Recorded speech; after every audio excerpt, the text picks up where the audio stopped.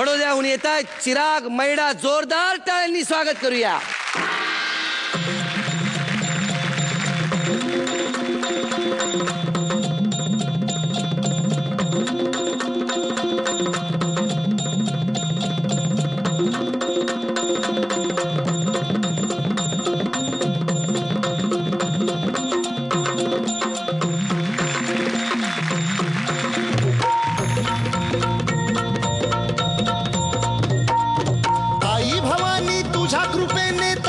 भक्ताला आई भवानी तुझ्या कृपेने तारसी भक्ताला.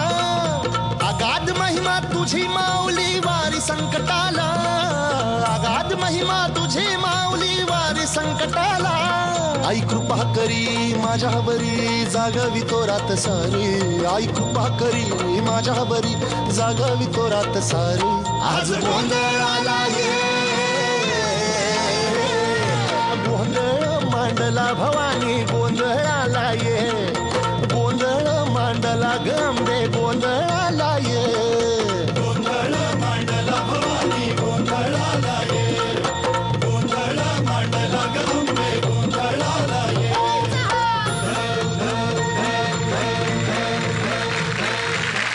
मित्रा, आपल्याकडे शतायुषी व्हा असं म्हणतात. एखादा माणूस जर 1000 वर्ष जगला असता त्याचा हॅपी बर्थडे असा करा, पण फूक मारण्यापुरती शक्ती तर पाहिजे. आणि काय केलंस हे? चांगले दिवे लावलेस. मला आपल्याकडे आई म्हणते ना, काय दिवे लावलेत पहा माझ्या मुलाने. छान दिवे लावलेत. कसं काय कुठून यायचं बोलायला तुझ्याकडे? कोणी माझ्या घरातलं अग्निशामक दलात नाहीये. कसं काय येऊ? असा देऊ? जिगर में बड़ी आग है. काय है? कस काय है? बस ये माता जी की भक्ति एक, और उस भक्ति में हम खो के ये डांस करते हैं. माता जी की भक्ती आहे. मराठी मुली बरोबर लग्न केलंस ना? अरे तोच आगीशी खेळ आहे. परत कशाला आगीशी खेळ? नाही का? मराठी मुली बरोबर लग्न केलं. बरं मी काय म्हणतो, हे विझवून बोलूया का असंच बोलूया? हाँ बुझाए इसको. हाँ बुझा दे. बुझा विझवा रे.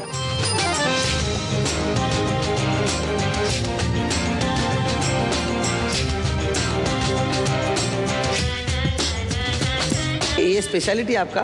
हाँ सर, हर जगह आरती मंदिर में माता जी के लिए करते हैं. माता जी के लिए करते हैं. हाँ. हमने तो बचपन में बच्चन साहब को देखा था, सारा जमाना उसमें करते हुए. हाँ. आप उसके बाद आज आपको देखा है. लेकिन ये इसमें जलते दिए थे, उसमें उन्होंने लाइटिंग लगाई. लाइटिंग ये तो रियल है. हाँ जल सकता है इससे. जलता भी और चलता भी है. शक्ति होती है, एक शक्ति होती है ना माता जी की, तो कुछ नहीं होता. अरे यार ये क्या है? देखो माता जी की शक्ती. जल तुला कधी लग्न केलं त्यांच्याबरोबर? 6 वर्ष झाले. 6 वर्ष झाली. पण मग हे असं करतात आगीशी खेळ, तर ते दुखतं भासतं चालतं ना. मी आगपेक्षा डेंजर आहे ना.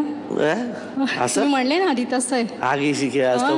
पण त्यांच्यामुळे हे शिकलात का तुम्ही पण? हो त्यांच्यामुळे.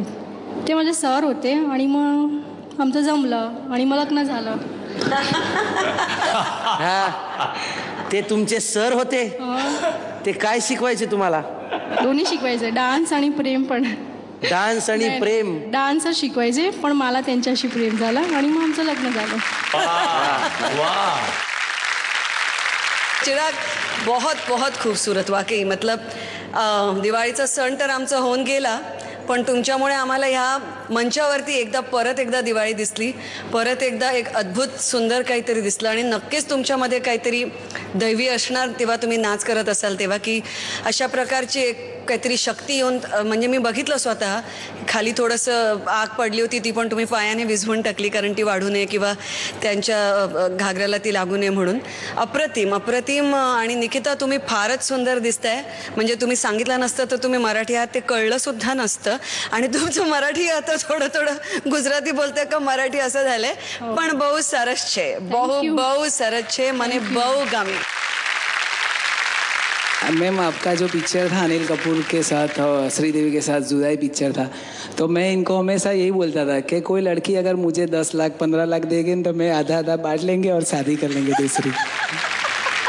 अरे काश मुझे पहले पता होता. मैं अनिल कपूर को छोड़ के आपके पास नहीं आती. अगर आपका पहले पता तो मैं इनके पास जाता ही नहीं. मैम, इसके ऊपर आपको क्या कहना है? काही नाही, मम्मी मकरन सर बरोबर गेली असती ना. म्हणजे जिथे अँकरिंगच करतोय आयुष्यभर. हे गेले उर्मिला बरोबर, हे गेले मकरंद सर बरोबर. जित्या काय अँकरिंग बहुत अच्छा आहे. मीच देतो मग गुण जाऊ.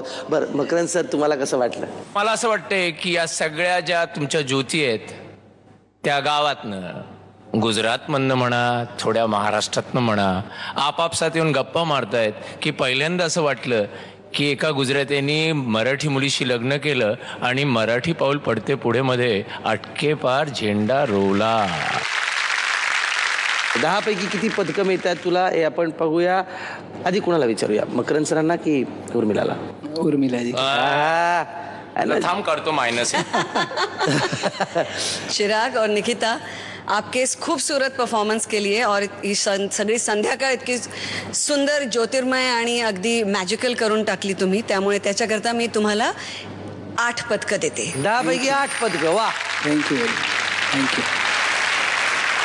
वा वा मकरंद सर वा. 8 पदकं. वा वा. Thank you sir.